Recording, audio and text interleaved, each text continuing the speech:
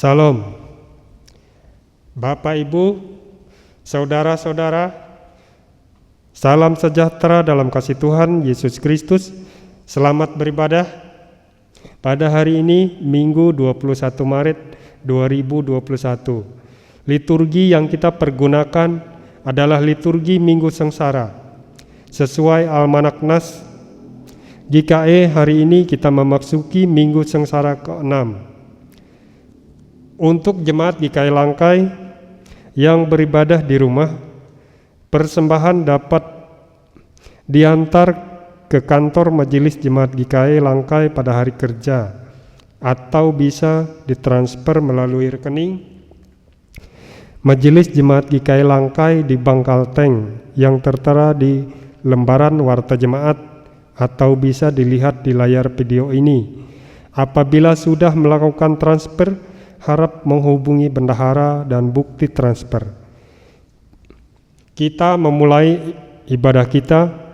Jemaat dimohon berdiri dan kita memuji Tuhan dari Kidung Jemaat nomor 362 bait 1 dan 2. Aku milikmu Yesus Tuhanku.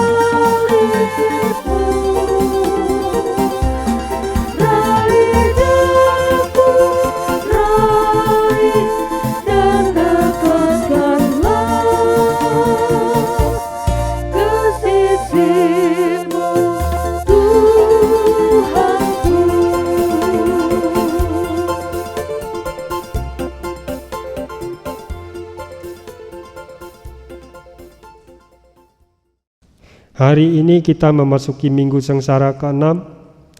Kita mengingat kembali saat-saat Tuhan kita Yesus Kristus mengalami kesengsaraan karena tugas panggilannya. Ia dihina, dihindari orang, seorang yang penuh kesengsaraan dan yang biasa menderita kesakitan. Ia sangat dihina sehingga orang menutup mukanya terhadap dia dan bagi kita pun. Dia tidak masuk hitungan. Tetapi sesungguhnya penyakit kitalah yang ditanggungnya dan kesengsaraan kitalah yang dipikulnya. Yesaya pasal 53 ayat 3 sampai 4a. Kita tahbiskan ibadah kita. Pertolongan kita adalah dalam nama Tuhan yang menjadikan langit dan bumi. Kasih karunia dan damai sejahtera dari Allah Bapa kita dan dari Tuhan Yesus Kristus menyertai kamu. Amin. Silakan duduk kembali. Nas pembimbing, bila ia berseru kepadaku, aku akan menjawab, aku akan menyertai dia dalam kesesakan, aku akan meluputkannya dan memuliakannya. Mazmur 91 ayat 15. Orang yang duduk dalam lindungan yang maha tinggi dan bermalam dalam naungan yang maha kuasa akan berkata kepada Tuhan, tempat perlindunganku dan kubu pertahananku, Allahku yang kupercayai. Mazmur 91 ayat 1 sampai 2. Pengakuan dosa. Marilah kita merendahkan diri di hadapan Tuhan Allah kita dan mengaku dosa kita kepadanya. Kita berdoa. Kami mengaku di hadapan-Mu, ya Allah, bahwa kami telah berdosa terhadap Engkau dengan pikiran, perkataan, bahkan melalui perbuatan kami. Kasihanilah kami, ya Allah, orang-orang berdosa ini. Allah yang Maha Kuasa, yang dengan sukarela memberi pengampunan kepada setiap orang yang menyesali dosanya dan yang berpaling kepadamu. Sekarang ini genapkanlah kiranya janji anugerah-Mu yang menyelamatkan itu ke dalam hati tiap-tiap orang yang menyesali dosanya. Hapuskanlah dosa kami dan bersihkanlah hati nurani kami oleh pengorbanan Kristus Tuhan kami. Pelihara kami selalu dalam damai sejahtera dan kegembiraan kehidupan yang suci, supaya untuk selama-lamanya kami boleh mengasihi Dikau dan mengabdi kepadamu, dalam nama Allah Bapa dan Anak dan Roh Kudus. Amin. Berita anugerah. Marilah kita berdiri untuk mendengarkan berita anugerah Allah seperti yang tertuang dalam kitab 1 Yohanes pasal 4 ayat 9 sampai dengan ayat 10. Dalam hal inilah kasih Allah dinyatakan di tengah-tengah kita, yaitu bahwa Allah telah mengutus anaknya yang tunggal ke dalam dunia supaya kita hidup olehnya. Inilah kasih itu. Bukan kita yang telah mengasihi Allah, tetapi Allah yang telah mengasihi kita dan yang telah mengutus anaknya sebagai pendamaian bagi dosa-dosa kita. Jemaat silakan duduk kembali. Jemaat menyanyi, nyanyikanlah kidung baru nomor 193 bait 1 dan 2. Aku hendak tetap berhati tulus.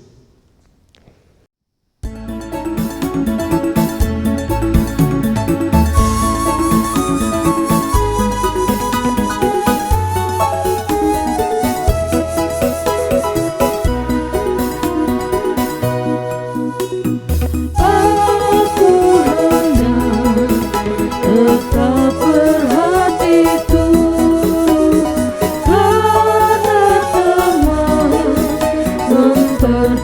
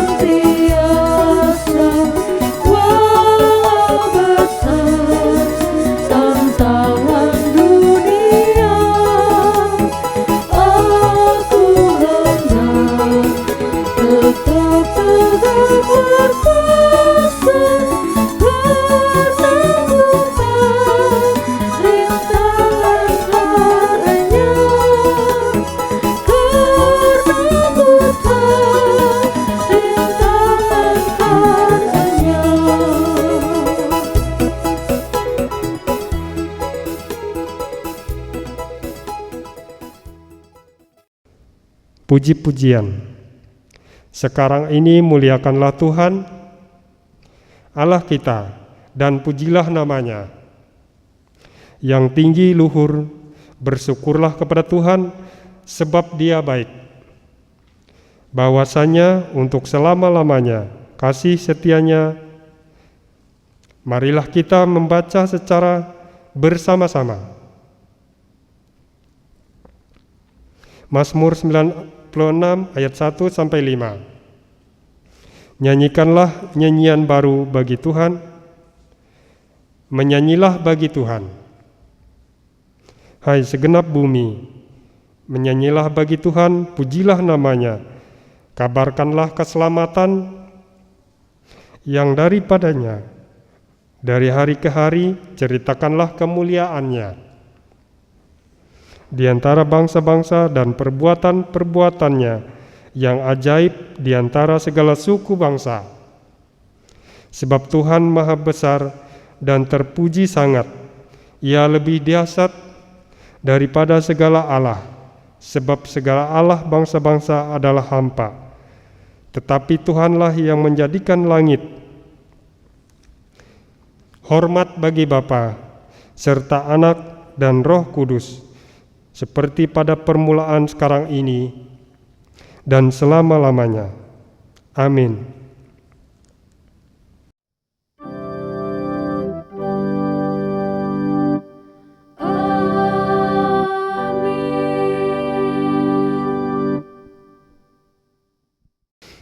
Pembacaan Alkitab sesuai Almanak GKI dari Yeremia pasal 31 ayat 31 sampai 34 dengan perikop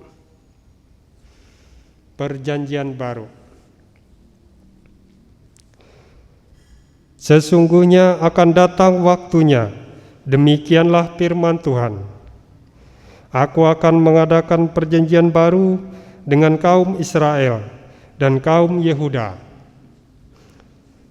Bukan seperti perjanjian yang telah kuadakan dengan nenek moyang mereka pada waktu aku memegang tangan mereka untuk membawa mereka keluar dari tanah Mesir. Perjanjianku itu telah mereka ingkari, meskipun aku menjadi Tuhan yang berkuasa atas mereka. Demikianlah firman Tuhan. Tetapi beginilah perjanjian yang kuadakan dengan kaum Israel sesudah waktu itu. Demikianlah firman Tuhan, aku akan menaruh Tauratku dalam batin mereka dan menuliskannya dalam hati mereka. Maka aku akan menjadi Allah mereka dan mereka akan menjadi umatku. Dan tidak usah lagi orang mengajar sesamanya atau mengajar saudaranya dengan mengatakan, kenakanlah Tuhan, sebab mereka semua, besar kecil, akan mengenal aku. Demikianlah firman Tuhan, sebab aku akan mengampuni kesalahan mereka dan tidak lagi mengingat dosa mereka. Setiap orang yang mendengar perkataanku ini dan melakukannya, ia sama dengan orang yang bijaksana, yang mendirikan rumahnya di atas batu. Matius 7 ayat 24. Nas menjadi dasar pemberitaan firman Tuhan Minggu tanggal 21 Maret 2021 sesuai dengan Almanak Nas Gereja Kalimantan Evangelis adalah Injil Yohanes pasal 12 ayat 20 sampai dengan ayat yang ke-33. Dengan perikop Yesus memberitakan kematiannya. Berdasarkan nas ini kita angkat satu judul, yaitu kuduskanlah Kristus di dalam hidup kita. Sebelumnya mari kita bersatu di dalam doa. Kita berdoa. Kami naikkan ucapan syukur dan terima kasih ya Allah yang penuh kasih dalam nama Tuhan Yesus. Kasih-Mu begitu melimpah atas kami. Engkau menyertai kami, Engkau melindungi kami, Engkau mengarahkan kami kepada kebenaran, kekudusan, bahkan keselamatan. Melalui pemberitaan firman-Mu saat ini, berkati kami semua untuk memaknai Minggu Sengsara yang ke-6, agar kami sungguh mengerti apa kata firman Tuhan, menghantarkan kami hidup dalam kebenaran Tuhan, hidup berkemenangan, dan layak untuk dipakai oleh Tuhan menjadi saluran berkat bagi kemuliaan nama-Mu. Di dalam nama Tuhan Yesus, Sang Firman yang hidup, oleh pertolongan Roh Kudus kami mohon. Amin. Injil Yohanes pasal 12 mulai ayat yang ke-20 sampai dengan ayat yang ke-33. Yesus memberitakan kematiannya. Di antara mereka yang berangkat untuk beribadah pada hari raya itu, terdapat beberapa orang Yunani. Orang-orang itu pergi kepada Filipus yang berasal dari Betsaida di Galilea, lalu berkata kepadanya, "Tuan, kami ingin bertemu dengan Yesus." Filipus pergi memberitahukannya kepada Andreas. Andreas dan Filipus menyampaikannya pula kepada Yesus. Tetapi Yesus menjawab mereka, katanya, "Telah tiba saatnya Anak Manusia dimuliakan. Aku berkata kepadamu, sesungguhnya jikalau biji gandum tidak jatuh ke dalam tanah dan mati, ia tetap satu biji saja. Tetapi jika ia mati, ia akan menghasilkan banyak buah. Barang siapa mencintai nyawanya, ia akan kehilangan nyawanya. Tetapi barang siapa tidak mencintai nyawanya di dunia ini, ia akan memeliharanya untuk hidup yang kekal. Barang siapa melayani aku, ia harus mengikut aku, dan di mana aku berada, di situ pun pelayanku akan berada. Barang siapa melayani aku, ia akan dihormati Bapa. Sekarang jiwaku terharu, dan apakah yang akan kukatakan? Bapa, selamatkanlah aku dari saat ini? Tidak. Sebab untuk itulah aku datang ke dalam saat ini. Bapa, muliakanlah nama-Mu. Terdengarlah suara dari surga. Aku telah memuliakannya dan aku akan memuliakannya lagi. Orang banyak yang berdiri di situ dan mendengarkannya berkata bahwa itu bunyi guntur. Ada pula yang berkata, seorang malaikat telah berbicara dengan dia. Jawab Yesus, suara itu telah terdengar bukan oleh karena aku, melainkan oleh karena kamu. Sekarang berlangsung penghakiman atas dunia ini. Sekarang juga penguasa dunia ini akan dilemparkan keluar. Dan aku, apabila aku ditinggikan dari bumi, aku akan menarik semua orang datang kepadaku. Ini dikatakannya untuk menyatakan bagaimana caranya ia akan mati. Bapak, Ibu, saudara-saudara dimanapun berada, salam. Tetaplah kuat, tetap semangat dan meyakini bahwa Tuhan selalu memberkati kita. Saudara-saudara, Yesus dan para murid berangkat ke Yerusalem untuk mengikuti perayaan agamawi Yahudi. Yesus datang bukan hanya sekedar menghadapi perayaan, namun sekaligus merealisasikan, membuktikan, dan juga menyatakan dengan sesungguhnya untuk menyempurnakan perayaan itu, karena Yesus akan mengorbankan dirinya mati di atas kayu salib. Dan Yesus menggambarkan apa yang terjadi itu dengan kalimat seperti dalam ayat yang ke-24, aku berkata kepadamu, sesungguhnya jikalau biji gandum tidak jatuh ke dalam tanah dan mati, ia tetap satu biji saja.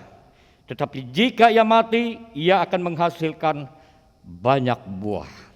Saudara-saudara yang dikasihi dan diberkati oleh Tuhan Yesus Kristus, penderitaan dan kematian Yesus dalam rangka mengampuni dosa manusia. Ada 3 perkara yang luar biasa menjadi cermin kehidupan. Di satu sisi, melalui mana dosa manusia semakin dinyatakan, semakin luar biasa diperlihatkan. Sementara di sisi lain ada berkat bagi orang yang memiliki sikap untuk menerima dan mempercayai Yesus sebagai Tuhan dan Juru Selamat. Saudara-saudara yang dikasihi dan diberkati oleh Tuhan Yesus Kristus, tentang Yesus Kristus, melalui nas ini ada 3 sikap manusia terhadap Yesus. Yang pertama adalah sikap yang membenci Yesus. Mereka menolak Yesus. Dan itu dapat kita baca pada ayat sebelumnya. Misalnya pada pasal 12 ayat yang ke-9, pada ayat 9, sejumlah besar orang Yahudi mendengar bahwa Yesus ada di sana, dan mereka datang bukan hanya karena Yesus, melainkan juga untuk melihat Lazarus yang telah dibangkitkannya dari antara orang mati. Lalu imam-imam kepala bermufakat untuk membunuh Lazarus juga, sebab karena dia banyak orang Yahudi meninggalkan mereka dan percaya pada Yesus. Jadi sangat jelas ada kelompok orang yang menolak Yesus, yang membenci Yesus. Bahkan pada pasal sebelumnya dikatakan dengan jelas melalui nas, mereka mau membunuh Yesus. Mereka juga mau membunuh Lazarus. Sebab dengan apa yang dilakukan Yesus itu, banyak orang Yahudi meninggalkan mereka lalu mengikut Yesus dan percaya pada Yesus. Apa artinya saudara-saudara? Di sini memperlihatkan semakin jelas bagaimana dosa manusia. Pertama, menolak Allah, menolak Yesus, membenci Yesus, bahkan membunuh Yesus. Dan yang menarik di sini saudara-saudara, yang menolak Yesus, yang membunuh Yesus itu bukan orang awam, bukan orang biasa, tapi orang beragama. Bukan hanya orang beragama, tapi para pengajar agama. Sejumlah besar orang Yahudi mendengar bahwa Yesus ada di sana, dan mereka datang bukan hanya karena Yesus, melainkan juga untuk melihat Lazarus. Yesus itu menjadi momok bagi mereka, saudara-saudara. Betapa tidak? Sebab Yesus yang sering menegur mereka, mengkoreksi dosa mereka, mengingatkan mereka, rupanya mereka tidak terima. Jadi dosa manusia di sini diperlihatkan bahwa orang menolak kebenaran Allah, memagari dirinya, merasa nyaman dengan yang ada dan menolak untuk dikoreksi oleh Allah.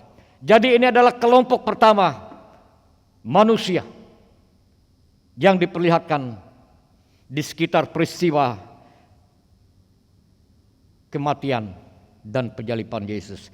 Lalu yang kedua, saudara, kelompok yang kedua adalah kelompok orang yang mencari Yesus. Mari kita lihat dalam nas. Pada ayat yang ke-20, di antara mereka yang berangkat untuk beribadah pada hari raya itu, terdapat beberapa orang Yunani. Lalu ayat 21, orang-orang itu pergi kepada Filipus dan yang berasal dari Betsaida di Galilea, lalu berkata kepadanya, Tuhan, kami ingin bertemu dengan Yesus. Kami ingin bertemu dengan Yesus. Mereka adalah kelompok orang Yunani, mereka bukan orang Yahudi, tapi orang asing. Orang asing sering diistilahkan dengan orang kafir. Namun mereka ada di Yerusalem, mereka ambil bagian dalam perayaan itu. Dan karena kepadatan manusia, mereka ingin bertemu dengan Yesus, tapi sangat sulit. Karena itu orang-orang Yunani ini hanya meminta tolong kepada murid Yesus supaya dipertemukan dengan Yesus. Mereka kelompok orang yang mencari Yesus. Kenapa mereka mencari Yesus? Mereka mencari Yesus tentu bukan untuk membunuh Yesus. Mereka bukan menolak Yesus, tapi mereka datang karena Yesus itu bagi mereka tentu saja sosok yang sangat penting, yang sangat berarti.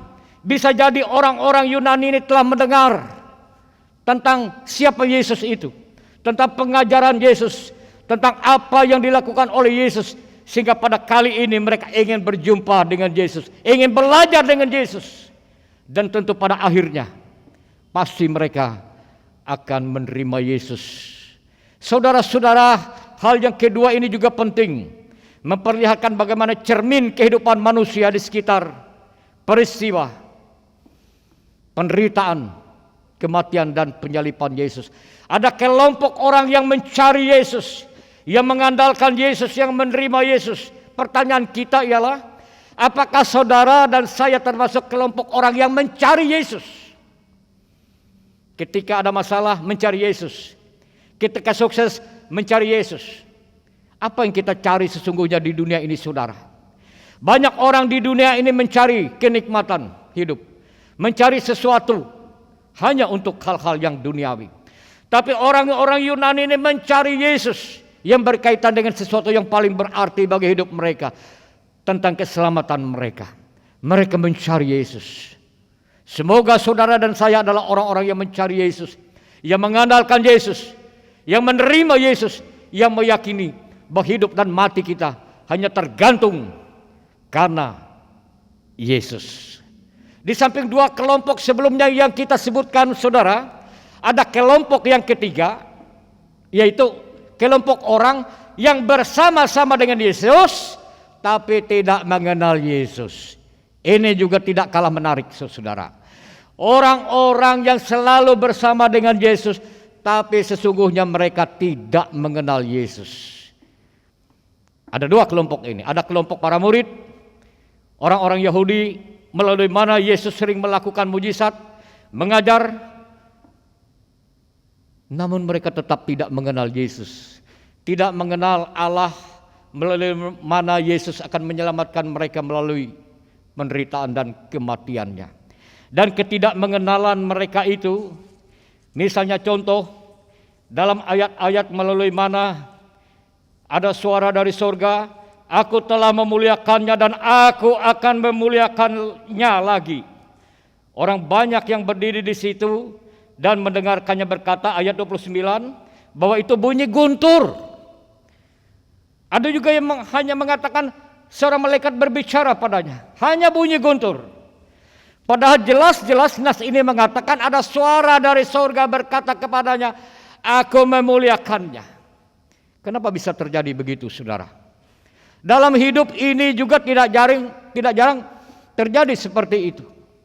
Walaupun begitu nyata Allah memperdengarkan suaranya, Allah mengajar manusia untuk mengarah kepada Allah, namun manusia tidak mengenal, tidak mengerti. Yang paling berbahaya ialah karena salah menafsirkannya. Sebenarnya itu adalah suara dari surga, namun mereka menafsirkannya itu hanya suara guntur. Jadi salah tafsir itu juga berbahaya, saudara-saudara. Kenapa? Karena mereka ditutupi oleh awan kedagingan dalam hidup mereka. Jadi setiap manusia yang hidupnya ditutupi oleh awan kedagingan, mereka tidak akan pernah mengerti sebaik sejelas apapun Allah berbicara. Allah mengajarkan, Allah menuntun manusia, tetap manusia tidak akan mengerti apa kehendak Allah. Bahkan Yesus ketika mengatakan tentang apa-apa saja yang akan terjadi pada dirinya, bahwa dia akan mati, dia menderita, dia akan disalibkan, sangat gamblang, namun tidak pernah diterima, tidak pernah dimengerti oleh para murid. Di samping awan hitam kedagingan, hal kedua yang paling merintangi manusia, saudara, karena manusia punya kepentingan, punya harapan yang berbeda dari harapan Allah. Nah, ini yang paling berbahaya. Jadi manusia mengharapkan sesuatu menurut pikiran manusia, tidak berupaya bertanya kepada Allah apa yang Kau kehendaki melalui hidupku, ya Allah. Namun inilah Allah kehendakku. Lalu mereka memaksa kehendak mereka kepada Allah, sehingga suara Allah, ajaran Allah tidak akan pernah nyambung, tidak akan pernah mengerti oleh manusia, termasuk para murid. Mereka sampai detik melalui mana Yesus mengatakan mereka tidak mengerti. Nah, saudara-saudara yang dikasihi dalam Tuhan, bersama dengan Yesus, namun tidak mengenal Yesus. Dalam sebuah buku yang luar biasa, tulisan Dr. Michael Horton dalam bukunya Christless Christianity, kekristenan tanpa Kristus. Apa diungkapkannya di sana? Kekristenan tanpa Kristus itu ada di mana-mana. melintasi spektrum konservatif, liberal, dan semua lini denominasi. Jadi itu ada di mana-mana. Bahkan dalam kehidupan orang-orang Farisi juga demikian. Dan saudara-saudara yang dikasihi dalam Tuhan Yesus Kristus, dalam buku ini Horton mengkritik bahwa banyak pengkhotbah hari ini meninggalkan Kristus yang disalibkan di luar khotbah mereka. Itu artinya bahwa khotbah itu hanya sebatas khotbah mimbar, namun dalam kehidupan mereka. Dan juga Kristus itu telah diganti dengan kenyamanan duniawi. Kristus itu hanya menjadi alat untuk pemanis melalui mana keinginanku, supaya Allah sesuaikan dengan keinginan. Yang menjadi pusat adalah aku, jadi bukan lagi Tuhan. Lalu hal yang kedua yang nampak ialah bahwa dalam hidup ini Kristus itu tidak ubahnya, hanya sekedar nama. Dan itu akan nampak dalam kehidupan manusia beragama. Kekristenan tanpa Kristus menurut Horton berarti sebuah kehidupan semu, seolah-olah aktif melayani dan berbuat banyak untuk kerajaan Allah, namun realitasnya mereka jauh dari kebenaran. Kebenaran yang ada hanya menjadi konsumsi otak saja tanpa mendarat di hati. Sehingga identitas Kristus atau tanpa Kristus tampak dalam kehidupan lama yang tidak pernah diperbaharui. Mereka puas menjadi pengikut agama dan gereja, namun sesungguhnya orang Kristen tidak sungguh-sungguh mengenal Kristus. Mereka persis sama seperti para murid atau orang-orang yang ada di lingkungan Yesus. Walaupun hari-hari Yesus mengajar, Yesus menyembuhkan orang sakit, Yesus memberitahukan tentang maksud Allah, namun tidak pernah dimengerti. Dan hidup mereka tetap hidup. Mereka tetap bersama dengan Kristus, namun mereka tidak mengenal Kristus. Alangkah berbahayanya dalam hidup ini, saudara, sebagai umat Tuhan, sebagai orang Kristen, tapi tanpa Kristus. Saudara-saudara yang dikasihi dan diberkati oleh Tuhan, karena itu apa yang harus kita lakukan dalam rangka memaknai minggu sengsara yang ke-6 ini? Melalui nas ini menginspirasi kita tentang satu hal yang sangat penting, saudara, ialah kuduskanlah Kristus dalam hidup kita. Bagaimana cara kita mengkuduskan Kristus? Itu diawali dengan bagaimana cara kita berpikir. Dalam Filipi pasal 4 ayat 8, jadi akhirnya saudara-saudara, semua yang benar, semua yang mulia, semua yang adil, semua yang suci, semua yang manis, semua yang sedap didengar, semua yang disebut kebajikan dan patut dipuji, pikirkanlah semuanya itu. Jadi pikirkanlah semua yang positif, semua apa yang dikehendaki oleh Allah. Para pemimpin agama orang Yahudi tentu saja berpikir hal yang negatif tentang Yesus. Mereka tidak mau dikoreksi oleh Yesus karena pikiran mereka tertutup. Mereka tidak mau terbuka terhadap Allah. Karena itu saudara, pikirkan semua yang baik. Kalau itu bisa jadi Allah mengajar kita melamati orang lain, melalui apapun, ada baiknya kita dengan rendah hati untuk membuka diri, untuk menerima koreksi, untuk belajar dengan rendah hati, supaya kita diisi. Ketika kita melihat orang lain, kita juga belajar untuk melihat orang lain dari sisi baiknya, dari segi lebihnya. Tidak pada tempatnya sebagai orang Kristen kita melihat orang lain yang serba kurangnya. Bahkan Yesus sekalipun selalu dilihat sebagai sesuatu yang kurang dalam tanda kutip.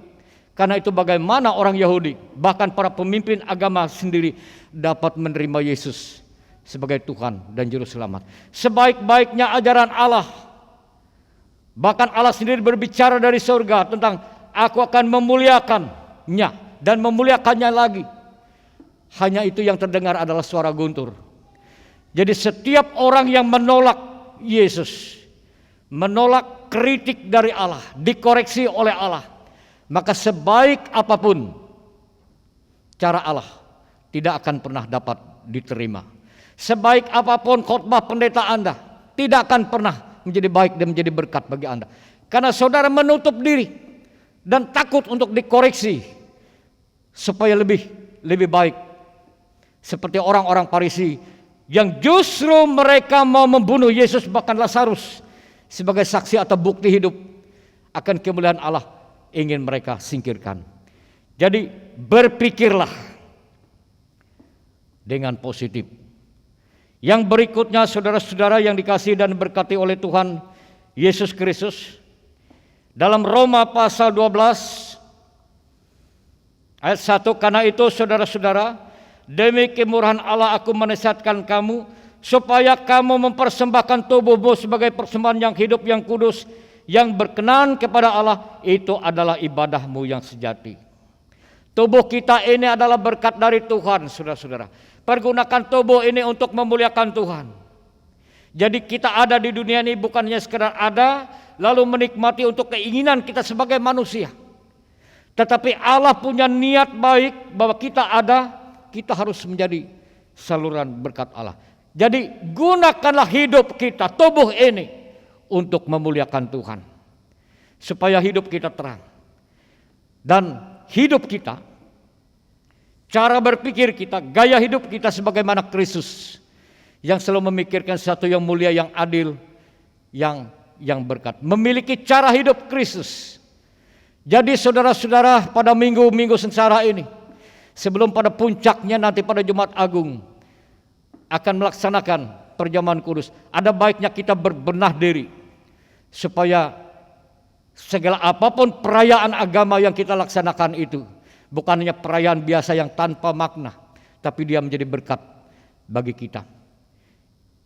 Biarlah kita sebagai umat Tuhan yang selalu rendah hati, yang mengkoreksi diri, mau dibaharui oleh Tuhan, cara berpikir yang positif, juga menggunakan tubuh ini untuk memuliakan Tuhan, melakukan pekerjaan Tuhan, terlebih ketika kita memasuki era kehidupan yang sulit ini. Saudara-saudara yang dikasihi dalam Tuhan, satu hal yang perlu kita pikirkan adalah ketika kita menunjuk satu telunjuk, kita mengarah ke orang lain, sadarilah saudara bahwa masih ada 3 bahkan 4 jari yang menunjuk kepada diri kita. Apa artinya? Ketika kita melihat apa yang kurang, apa yang salah pada orang lain, sebagaimana orang-orang Yahudi melihat Yesus sekalipun, mereka tidak akan pernah menerima kebaikan. Dan ketika kita melakukan hal yang sama, ketika kita melihat orang lain dan kita menutup diri, yang kita lihat itu hanya musuh, hanya kekurangannya, sadarilah saudara-saudara bahwa sekali lagi ada 3 bahkan 4 jari yang menunjuk ke diri kita. Artinya kita perlu belajar, jangan kekurangan kita, kesalahan kita, dosa kita jauh lebih besar ketimbang kemana arah telunjuk kita arahkan. Nah, ini menjadi bahan penting bagi kita supaya kita lebih mawas diri, tetap kuat saudara-saudara, tetap semangat di tengah-tengah pergumulan hidup ini. Menggunakan waktu yang Tuhan berikan ini tidak menjadi sia-sia. Berpikirlah dengan baik sebagaimana Kristus berpikir. Lakukanlah hidup ini sebagaimana Kristus komitmen untuk melakukan kebenaran Allah. Bukan menggunakan hidup ini hanya menjadi percuma. Tuhan memberkati saudara-saudara. Selamat memasuki minggu sengsara yang ke-6. Tetap semangat, tetap kuat dan meyakini Tuhan selalu memberikan limpah berkat. Amin.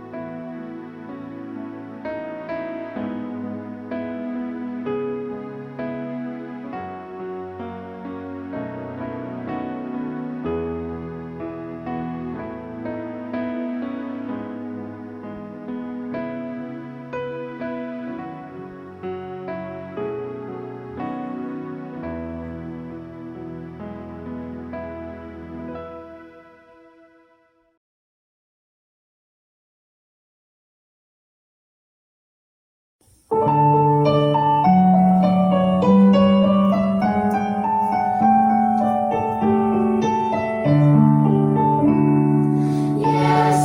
sayang padaku, Alkitab mengajarku, walau ku kecil lemah, aku ini miliknya.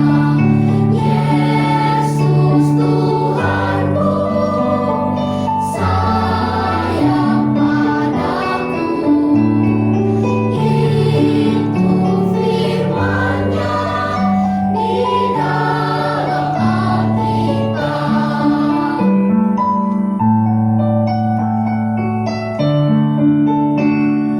Yesus sayang padaku, Dia mati bagiku, dosaku dihapusnya, sorgaku terbukalah.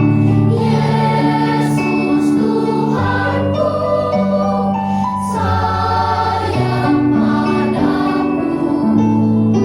Itu firman-Nya di dalam Alkitab.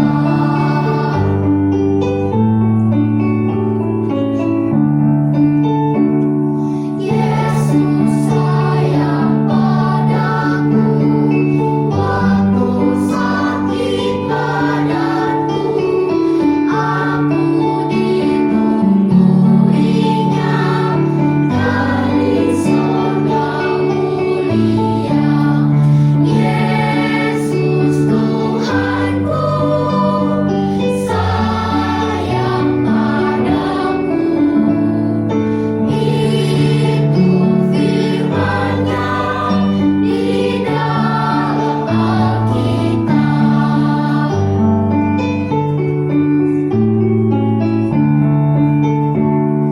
Yesus sayang padaku dan tetap bersamaku, nanti ku bersamanya, tinggal dalam rumah-Nya. Yesus Tuhanku, sayang padaku. Itu firman-Nya di dalam Alkitab.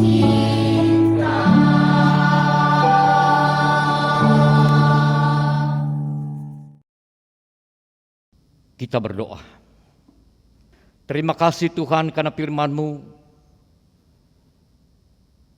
dan melaluinya kami selalu diajar untuk mengerti apa kehendak Tuhan yang akan membawa kami kepada kebaikan, kepada berkat, lebih-lebih menuju kepada selamat.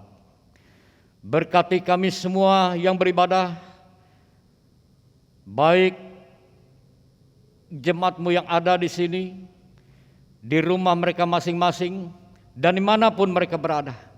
Kasih Tuhan tidak terbatas oleh ruang dan waktu. Berkati kami semua ya Tuhan, Engkau mengetahui keadaan kami. Tuhan akan memenuhi segala harapan, menolong di setiap pergumulan, juga kesulitan. Tuhan memberikan kekuatan, memberikan jalan keluar, memberikan berkat.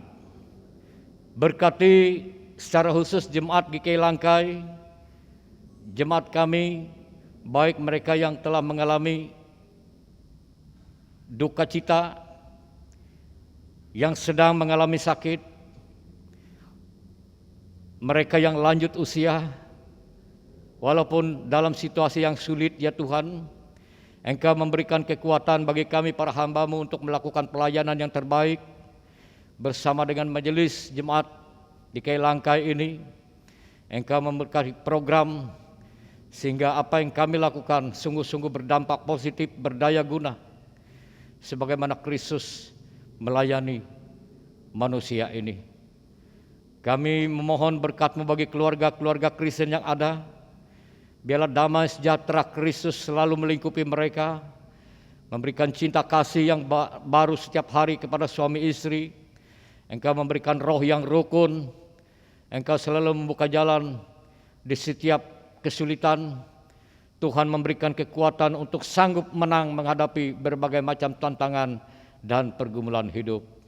Berkati anak-anak kami, baik mereka para pemuda, remaja, hingga anak-anak, agar mereka semua dapat beraktivitas, baik mengikuti pendidikan, belajar, ataupun aktivitas lainnya, sehingga tidak menjadi percuma, tetapi apa yang dilakukan selalu syarat dengan berkat.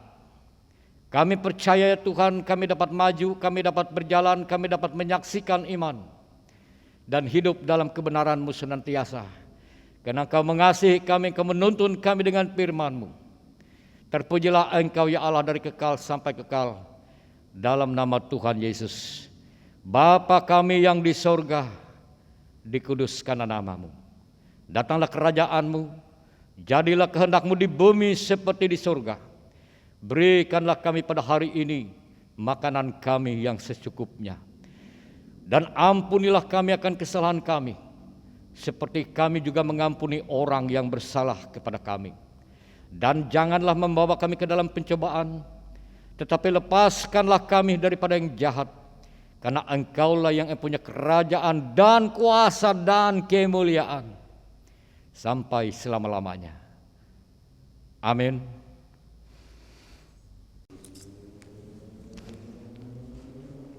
Pengakuan iman. Marilah kita berdiri mengikrarkan pengakuan iman rasuli bersama-sama demikian.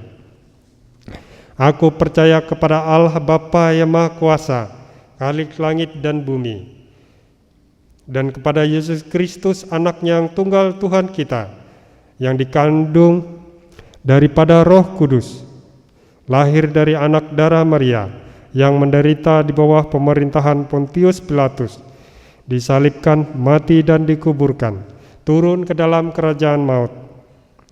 Pada hari yang ketiga bangkit pula dari antara orang mati, naik ke surga, duduk di sebelah kanan Allah Bapa yang Maha Kuasa, dan akan datang dari sana untuk menghakimi orang yang hidup dan yang mati. Aku percaya kepada Roh Kudus, gereja yang kudus dan am, persekutuan orang kudus, pengampunan dosa, kebangkitan daging, dan hidup yang kekal.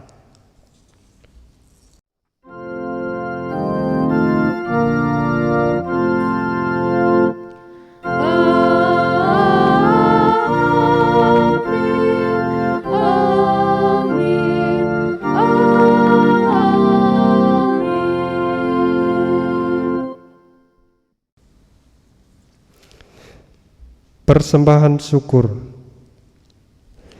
Sekarang ada kesempatan bagi kita untuk mempersembahkan persembahan syukur kepada Tuhan. Dengarkanlah firman Tuhan tentang persembahan yang tertulis dalam Mazmur 96 ayat 7 sampai 8. Kepada Tuhan, hai suku-suku bangsa, kepada Tuhan sajalah kemuliaan dan kekuatan. Berilah kepada Tuhan kemuliaan namanya. Bawalah persembahan dan masuklah ke dalam pelatarannya. Marilah kita berdoa. Bapa di dalam Tuhan Yesus Kristus, kepunyaan-Mu lah segala yang ada di langit dan yang di bumi. Di tengah masa sulit karena pandemi COVID-19, kami menyadari akan kelemahan kami, tetapi kami bersyukur karena kasih dan anugerah-Mu, kami memperoleh berkat dari Tuhan, dari usaha dan pekerjaan kami. Saat ini ingin mempersembahkan persembahan kami untuk mendukung pelayanan gereja dan sesama kami. Terimalah dan berkatilah ya Tuhan. Dalam nama Tuhan Yesus kami berdoa. Amin. Jemaat memuji Tuhan dari nyanyian Kidung Baru nomor 208 bait 1 dan 2. Tabur waktu pagi.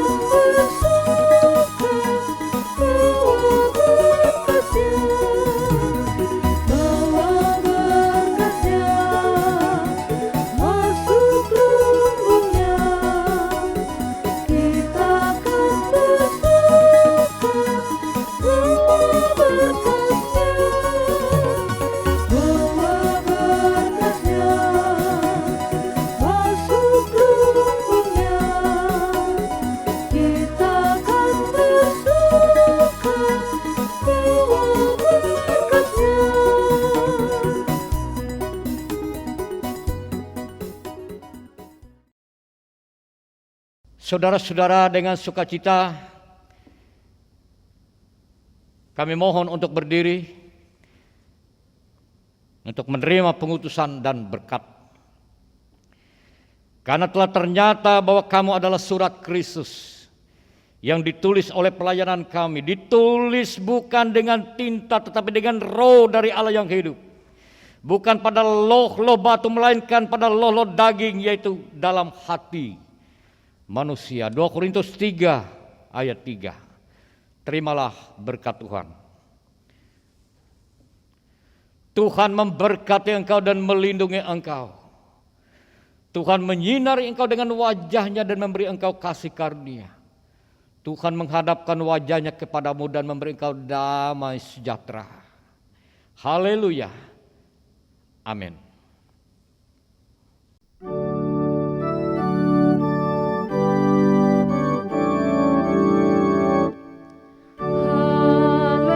haleluya, haleluya,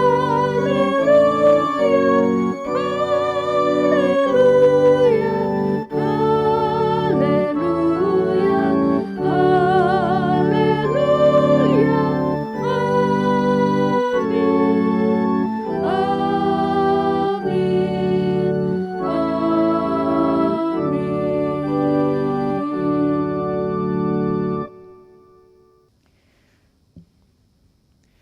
Saudara-saudara, selamat berhari Minggu. Menghadapi situasi yang sulit ini, biarlah kita tetap sabar, mengikuti protokol kesehatan, dan juga tetap melakukan aktivitas kita yang bermanfaat walaupun dalam cara yang berbeda. Kita harus berubah. Tentu ada maksud positif Tuhan melalui segala situasi yang sulit ini. Ambil saja yang positifnya, berpikir saja yang positif. Hiduplah sebagai anak-anak Tuhan, hidup yang berkemenangan. Tetap kuat saudara-saudara, jaga kesehatan, dan juga meyakini akan penyertaan Tuhan dalam kehidupan kita masing-masing. Salam.